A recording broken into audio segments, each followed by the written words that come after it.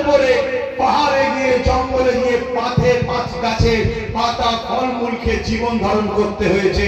যে দিনের জন্য দয়াল নবী হিজরত করে নিজের মাতৃভূমি ছেড়ে ইয়াসরিব মদিনাতে চলে যেতে হয়েছে, আজকে সেই দিনকে যারা নাটক করছে, সেই দিনকে যারা নিজেদের ক্ষমতার জন্য ব্যবহার করে নামাজে গিয়ে বিভাজনের কথা বলছে, এদেরকে যদি তুমি ডাকাতের হাত থেকে বাঁচার জন্য সাপোর্ট করে শক্তিশালী করো, আমি জানতে চাইছি আল্লাহর পক্ষ থেকে যখন ভূমিকম্প আসবে তখন তোমাকে কোন চোর বাঁচাবে? তবুও ডাকাতের বিরুদ্ধে লড়াই করে বাঁচা যাবে, আল্লাহর আযাব থেকে বাঁচা যাবে।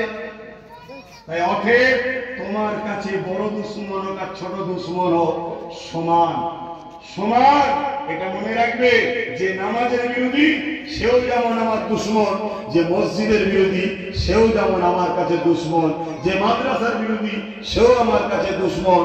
অতএব দুশমনের সঙ্গে কোনো আপোষ নয়।